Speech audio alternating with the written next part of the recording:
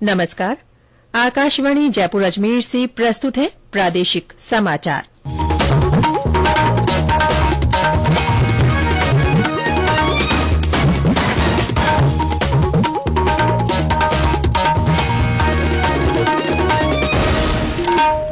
मुख्य समाचार। केंद्रीय पशुपालन मंत्री परषोत्तम रूपाला आज बीकानेर में घुमंतू पशुपालकों और संबद्ध समुदाय के साथ परिचर्चा करेंगे। शाम को राष्ट्रीय संस्कृति महोत्सव में शामिल होने का कार्यक्रम। प्रदेश में कई स्थानों पर बारिश और ओलावृष्टि, आगामी 3 दिन तक हल्की बारिश की संभावना। उच्चतम न्यायालय ने केंद्र सरकार से हाल ही में मारे गए बाघों की संख्या बताने के निर्देश दिए। और प्रदेश में सामूहिक विवाह सम्मेलनों पर दी जाने वाली अनुदान राशि में बढ़ोतरी।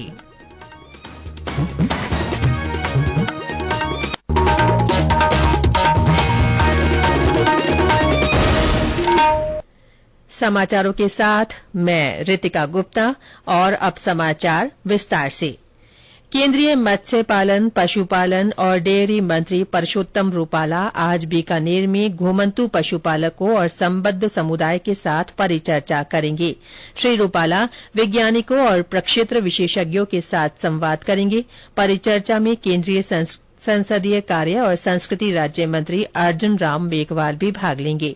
इस अवसर पर राष्ट्रीय उष्ण अनुसंधान केंद्र परिसर में प्रौद्योगिकी प्रदर्शनी भी लगाई जाएगी। केंद्रीय मंत्री श्री रूपाला आज शाम बीकानेर में चल रहे राष्ट्रीय संस्कृति महोत्सव में भी शामिल होंगे। श्री रूपाला डॉ करणी सिंह स्टेडियम में आयोजित महोत्सव में संस्कृति के रंग होली के संग होली कंसर्ट में भाग लेंगे। इस कार्यक्रम में 2 क्विंटल फूलों से होली खेली जाएगी। इससे पहले महोत्सव में कल कवि सम्मेलन और सांस्कृतिक कार्यक्रमों का आयोजन हुआ। इसमें लोक कलाकारों ने शानदार प्रस्तुतियां दी। इस दौरान केंद्रीय राज्य मंत्री अर्जुन राम मेघवाल ने कलाकारों का सम्मान भी किया। वाणिज्य और उद्योग मंत्री पीयूष गोयल ने विश्वास व्यक्त किया है कि देश का माल और सेवा निर्यात इस साल $750 अरब तक पहुंच जाएगा। उन्होंने ये भी कहा कि पिछले वर्ष के निर्यात का आंकड़ा फरवरी में ही पार कर लिया गया था। नई दिल्ली में रायसीना डायलॉग में श्री गोयल ने गुणवत्ता जागरूकता लाने में सरकार के प्रयासों पर प्रकाश डाला। उन्होंने बताया कि गुणवत्ता नियंत्रण आदेशों की संख्या में 4 गुना से अधिक की वृद्धि हुई है। देश की व्यापार व्यवस्था को स्थिर और निवेशक के अनुकूल बताते हुए श्री गोयल ने बताया कि सेमीकंडक्टर श्रृंखला में निवेश के लिए कई कंपनियां भारत के साथ बातचीत कर रही हैं। प्रदेश के कई जिलों में हवा के साथ बारिश और ओलावृष्टि हुई है। जोधपुर जिले के केतुहामा गांव सहित आसपास के क्षेत्रों में अंधड़ के साथ ओले गिरे। जिले में कल कई क्षेत्रों में तेज बौछारों के साथ बारिश भी हुई। इससे फसलों को नुकसान होने की संभावना है।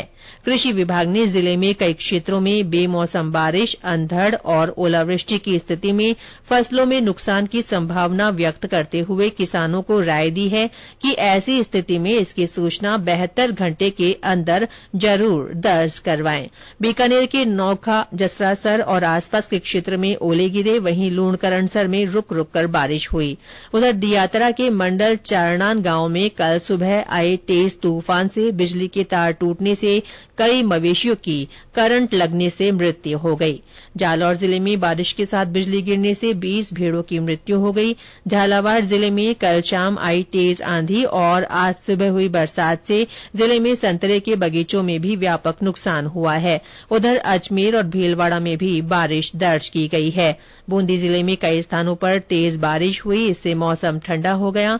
12 में सुबह 4 बजे के बाद बादलों की गर्जना के साथ कुछ स्थानों पर हल्की बारिश हुई। राजधानी जयपुर में भी कल रात कुछ स्थानों पर बारिश हुई। इससे तापमान में गिरावट दर्ज की गई है।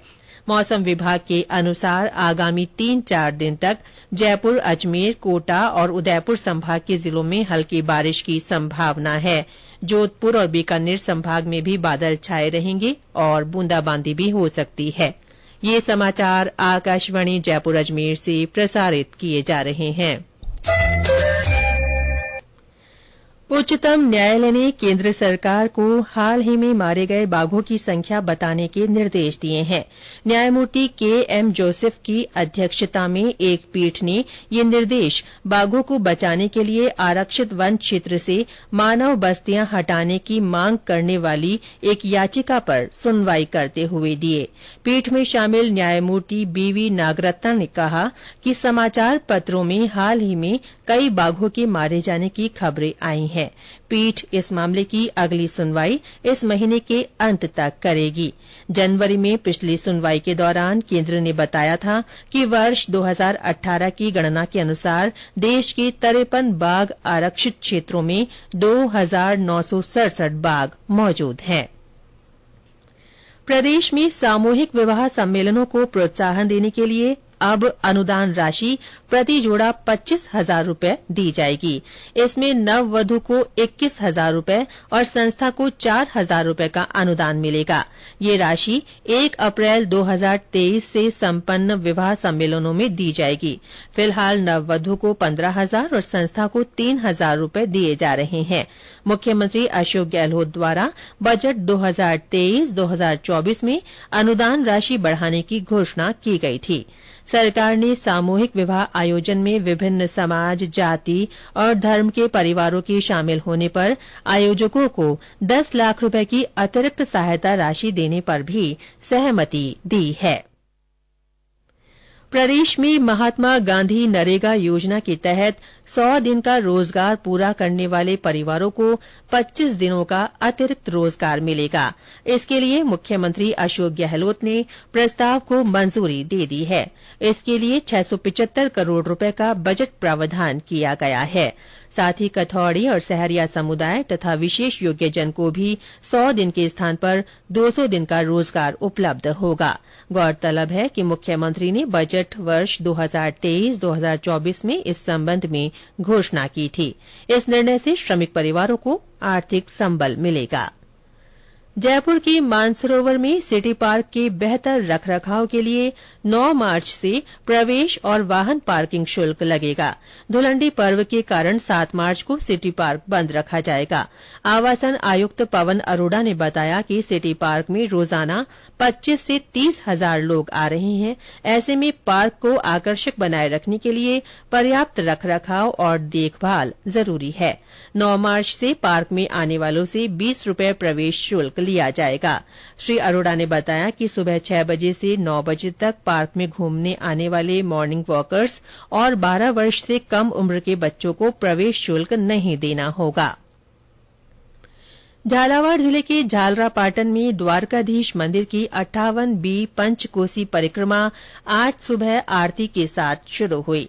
सभी भक्त परिक्रमा में उत्साह के साथ भाग ले रहे हैं और रंग तथा गुलाल उड़ाते हुए परिक्रमा कर रहे हैं।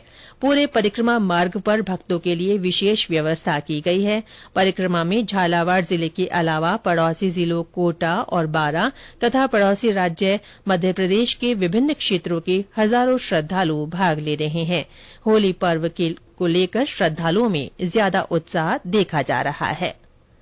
अजमेर के पुष्कर सरोवर के ब्रह्म घाट पर कल मंत्रोच्चार और महाआरती के साथ ही 4 दिवसीय अंतर्राष्ट्रीय होली महोत्सव शुरू हुआ। राजस्थान पर्यटन विकास निगम के अध्यक्ष धर्मेंद्र सिंह राठौड़ ने इसका शुभारंभ किया। इस अवसर पर सरोवर के सभी 52 घाटों को रंग बिरंगी लाइटों से सजाया गया।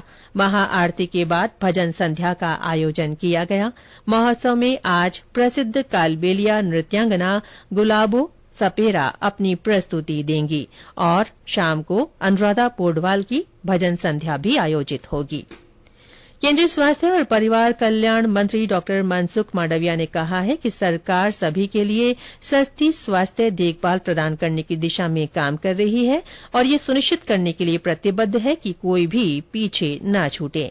वे कल शाम कोझिकोड के सरकारी मेडिकल कॉलेज में प्रधानमंत्री स्वास्थ्य सुरक्षा योजना के तहत निर्मित सर्जिकल सुपर स्पेशलिटी ब्लॉक के उद्घाटन अवसर पर बोल रहे थे। और अंत में मुख्य समाचार एक बार फिर।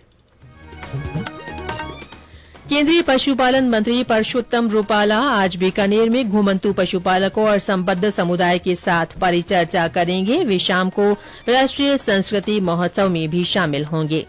प्रदेश में कई स्थानों पर बारिश और ओलावृष्टि हुई है। मौसम विभाग ने आगामी 3 दिनों तक हल्की बारिश की संभावना जताई है। उच्चतम न्यायालय ने केंद्र सरकार को हाल ही में मारे गए बाघों की संख्या बताने के निर्देश दिए हैं।